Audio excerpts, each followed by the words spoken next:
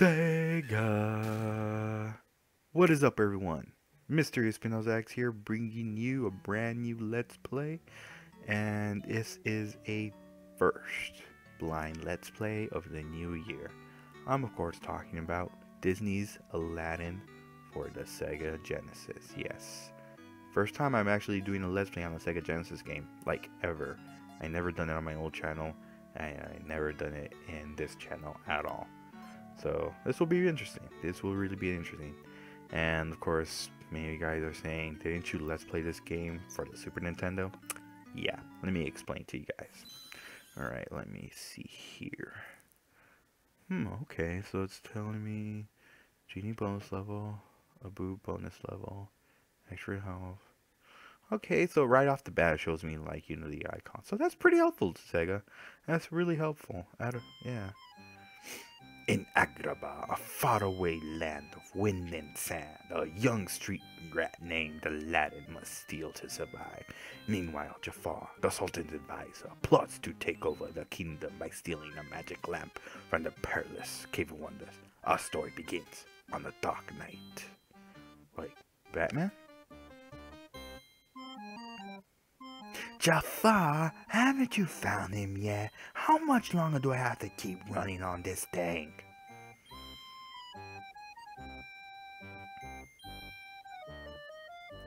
Quiet, Iago. I must know who can enter the Cave of Wonders.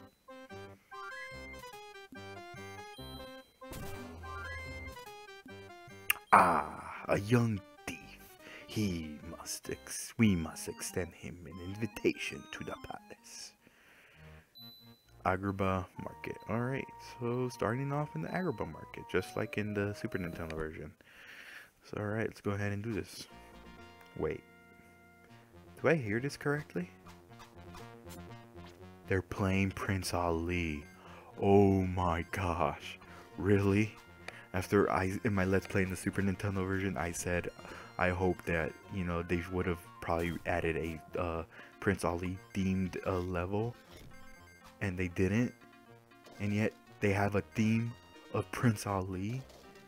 What? Oh my gosh.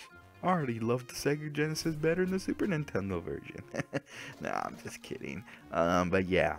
Back then, I was a Super Nintendo fanboy. I mean, I did own the Genesis, but I didn't really own a lot of games.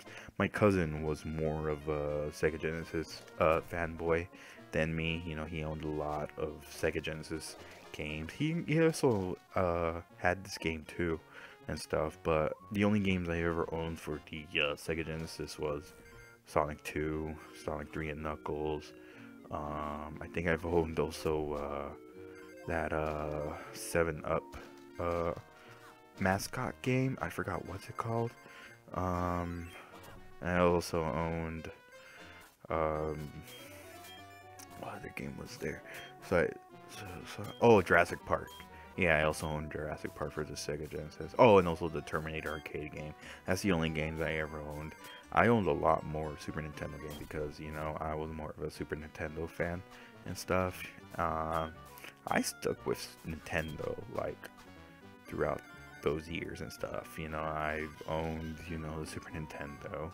Then I went to Nintendo 64, and I actually, I actually owned the GameCube too, so yeah, I was a really big Nintendo fan.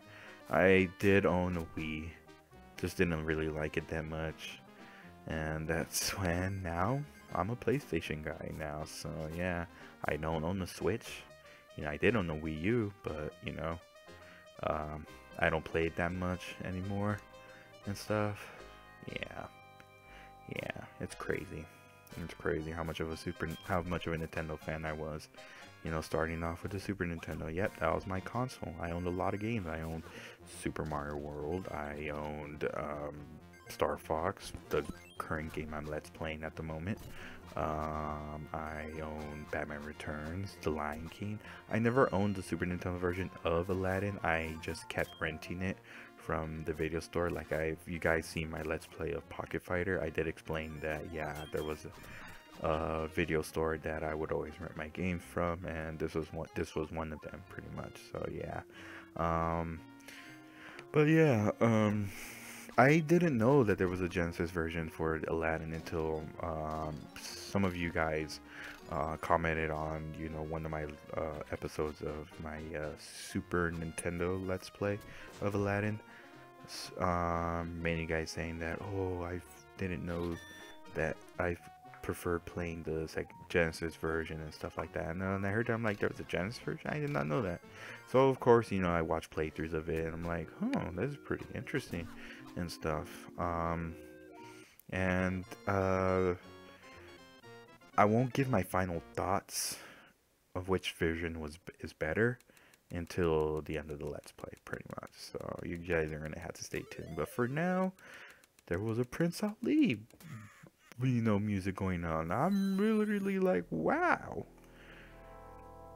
Having escaped from the guards, Aladdin approached by. There's a cave, boy. A cave of wonders filled with enough treasure to make all your dreams come true. To find it, you must find 2 halves of a magic scarab. I have to burp. God. Okay, there we go. Alright, so now instead of another level in the Agrabah Marketplace, we're going straight to the desert. So we literally skipped a couple scenes, I'm sure. We'll see. Alright, so you gotta find 2 halves of the scarab and stuff. Alright, so first one is in the desert and stuff. So immediately we're already meeting Jafar. It's weird. I don't know how I feel about that. But yeah, but anyway, of course, I also noticed that there's actually a sword in this game, which is awesome, actually, because there's actually another game of Aladdin, and that's a stop sign. What?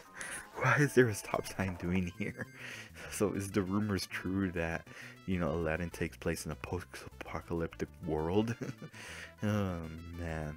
But yeah, there was another game, I think it was for the PlayStation 1 of Aladdin. There was one where he actually uses a sword in it and stuff. And this one, yeah, he uses a sword in this one. So that's interesting. So yeah, I mean, I'm later surprised by this because, if in the cover of the Super Nintendo version, you can see Aladdin holding a sword, but he never uses it. He has to jump, and I just died. There's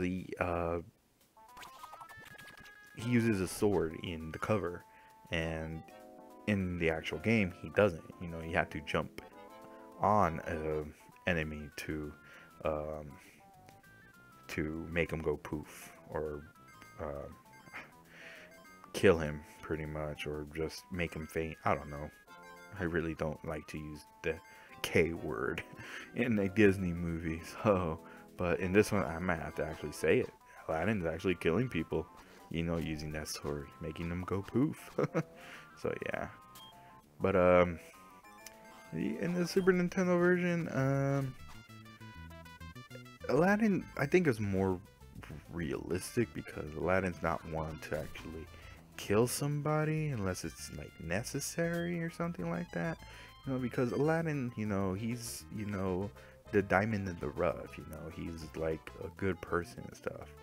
Of course, he literally saved Jasmine from that, from the merchant without actually killing him, He literally just freaking jumped on him, and then he just literally fell off the screen in the Super Nintendo version and stuff. But in this one, he's actually making people go poof.